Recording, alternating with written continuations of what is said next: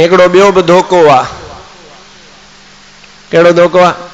चई इल्म जो जवाब इल्म सां ॾियो। जेड़ी महिल इहा बदबख्त बेअदबी कई दुरूद पाक जी, त असांजे मुल्क पाकिस्तान जी हिन वक़्त में जेका आबादी आहे उहा तक़रीबन आबादी जेका लिखत में ॾियनि था 24 करोड़ पाकिस्तान जी, जेका लिखत में चवनि था 24 करोड़ हिन वक़्त पाकिस्तान जी आबादी आहे। अदा जेकॾहिं इन 24 करोड़ आबादीअ मां 4 करोड़ अहले सुन्नत जा मुखालिफ़, उन्हनि में राफ़िज़ी बि आहिनि, उन्हनि में वहाबी बि आहिनि, ऐं उन खां अलावा हिंदू वग़ैरह, उन्हनि 4 करोड़नि खे बि तव्हां जुदा कयो त पोइ हिते 20 करोड़ या रसूल अल्लाह चवण वारा मौजूद आहिनि, जिन 20 करोड़ मुसलमाननि जी दिल आज़ारी इन बदबख्त दुरूद शरीफ ते ठठोल कंदे कई। ऐं चवनि छा था? चइसी इल्म जो जवाब इल्म सां ॾियो। अदा मुसलमान जागो त जवाब ॾियां।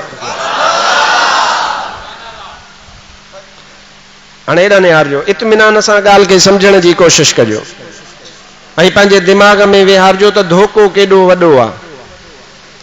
कीअं धोखो आहे? उहो धोखो ही आहे त तव्हां रस्ते सां वञो, रस्ते ते तव्हांखे कुतो अची करे, अलाह पनाह में रखे, कंहिं माण्हूअ खे अची करे कुतो चक पाए, उहो माण्हू लठ खणी उन कुते खे धक हणे, भरिसां बीठल हुजे वहाबी, ऐं वहाबी उनखे चए भाई हिन कुते खे इल्मी जवाब छो नथो ॾिए? कुतो तोखे चक थो पाए या कुतो तोते भौंके थो, लिहाज़ा फिलाना खान वहाबी जो अकुल चवेस थो तूं महिरबानी करे हिनखे इल्मी जवाब ॾे कुते खे। त माण्हू चवंदुसि अकुल कर, फ़हम कर, सम्झ कर, सोच कर। वो कुतो भौंके पियो ऐं हो कुतो चक हणे पियो, त लिहाज़ा कुते खे इल्म जो जवाब कोन ॾिनो आहे, बल्कि उहा शइ जेका जंहिंजे लाइक़ु आहे, कल्लिमुन्नास अला क़द्रि उक़ूलिहिम, जेतिरो अकुल अथसि ओहिड़ो ई उनखे जवाब ॾिबो।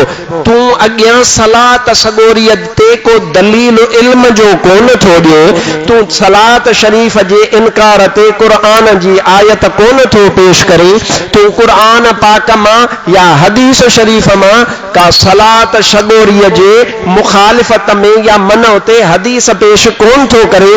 तू कंहिं फ़क़ीह जो, कंहिं मुहद्दिस जो, कंहिं वलीअ जो, कंहिं आलिम जो कौल कोन थो पेश करी, तू थो करी ठठोल। लिहाज़ा यादि रखजां, ठठोल जो इल्म सां जवाब कोन हूंदो आहे। जेको जंहिं शइ जे लाइक़ु आहे सुन्नी उनखे उहो ई जवाब ॾियनि पिया। ऐं मुस्तफ़ा ते दुरूद सलाम क़यामत जारी सारे रहंदो। इलाही माण्हुनि ते मां हैरान थियो जो इलाही माण्हुनि चयो पिए साईं, हू चवनि था त साईं महिरबानी करे असांखे इल्म जो जवाब ॾियो। हा, इल्म जो जवाब असां जहिड़ा ॾींदा बिल्कुलु ॾियूं पिया, ॾिनो आहे असांजनि वॾनि ॾिनो, बुज़ुर्गनि ॾिनो आहे, फ़क़ीहनि ॾिनो आहे, मुहद्दिसनि ॾिनो आहे, अॼु बि तव्हांखे ॾियां थो, उहो मनो कोन्हे। पर जेका हिननि जी ॻाल्हि आहे हक़ीक़त पुछो त उहा इल्म जी ॻाल्हि आहे ई कान। जे इल्म जी हुजे हा त इहा 20 करोड़ माण्हुनि जेका थुकल आहिनि त मोकिली अथनि, त उहा माण्हू न मोकिलीनि हा। अहिड़ा खोड़ मसइला आहिनि जिन ते के बदमज़हब जेके अहले सुन्नत व जमात जा मुखालिफ़ आहिनि, उहे असांजे ख़िलाफ़ मिसाल का तहरीर कढंदा आहिनि, का इल्म जी ॻाल्हि कंदा आहिनि, त असां उन्हनि खे जवाबु ॾींदा आहियूं त बाबा हिन जो जवाबु हीअ आहे, हिन जो जवाबु हीअ आहे, हिन जो जवाबु हीअ आहे, हिन जो जवाबु हीअ आहे। तव्हांखे न का उन जी ख़बर आहे, न को फेसबुक ते कंहिंखे ख़बर आहे, न को सोशल मीडिया ते उन जी कंहिंखे ख़बर आहे। इल्म जो जवाबु इल्म सां थी वेंदो आहे, ॻाल्हि ख़तमु थी वेंदी आहे। पर जेके मुल्ला बदबख्त जे इन बकवास खे इल्म जो एतिराज़ सम्झनि था, उहे पंहिंजे अकुल ते मातम कनि। हीअ महबूब मदीने वारे जी सलात ते को इल्म सां एतिराज़ नाहे कयल, बल्कि महबूब जे सलात ते ठठोल कयल आहे। ठठोल जो जवाबु उहो ई आहे जहिड़ो माण्हू ॾिनो अथसि। अचु त मां क़ुरान बि ॿुधायां त हदीस बि ॿुधायां।